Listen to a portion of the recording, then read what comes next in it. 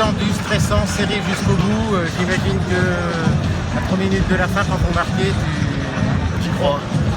Ça a été une semaine super. Voilà, on a eu beaucoup d'émotions, on a pris beaucoup de plaisir à travailler cette semaine, à jouer à Angoulême.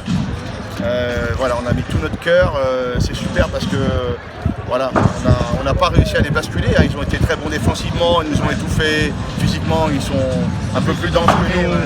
Voilà, on a commis en plus le peu d'erreurs on leur a donné des points, c'est dommage. Mais bon, finalement, on n'a pas à rougir de notre prestation. Moi, je suis très content de ce qu'ils ont produit aujourd'hui.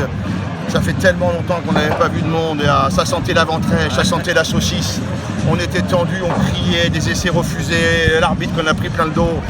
Voilà, c'est un derby, c'est ce qu'on aime. Après, on est déçus, hein, parce que là, le derby, c'est bien, c'est la fête de la Charente aujourd'hui. Mais nous, comptablement, on a vraiment besoin de points. Et de victoire, il va aller le chercher. Et on s'aperçoit que ce championnat, il est dense. Et que voilà, il va falloir s'appuyer sur ce match-là.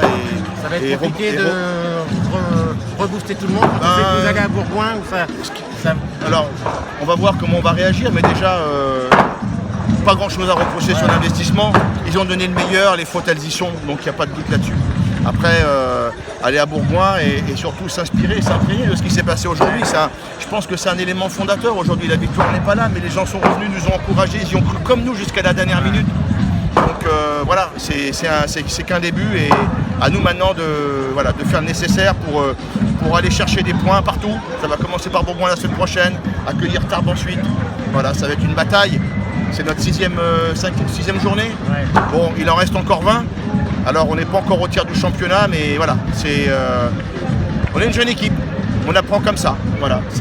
Des tribunes, on avait l'impression que l'enthousiasme du CS, ça n'a pas réussi à mettre à mal la puissance. Oui, non, mais on a tout de suite vu la différence physique. C'est une équipe qui a son ossature de Pro D2, hein. Je ne sais pas qui est-ce qui leur manque, mais dans l'ossature de Pro D2, il leur manque leur pilier qui va arriver. Mais après, c'est l'ossature. Et Sobus. Donc il va y avoir tu sens qu'il y a une vraie maîtrise collective. Et puis après, au niveau de la densité physique, bon, ils ont su nous arrêter, nous stopper. C'est pour ça qu'en deuxième période, on a mis un peu plus de jeu au pied qui les a embêtés. Parce que sur le premier rideau, ils savaient qu'on n'avait pas de danger. Et à 12-10 à la pause, vent de face pour vous, tu te dis que là ça va être compliqué quand même? Non, 12-10, on n'avait pas fait le lancement puisqu'on a joué quasiment sans ballon. Mais on s'est dit au contraire, on dit la première des choses c'est bien ressortir du camp et ensuite face au vent, bien tenir le ballon, jouer des renversements, jouer du jeu au pied par-dessus, bien l'alternance et puis après surtout discipline.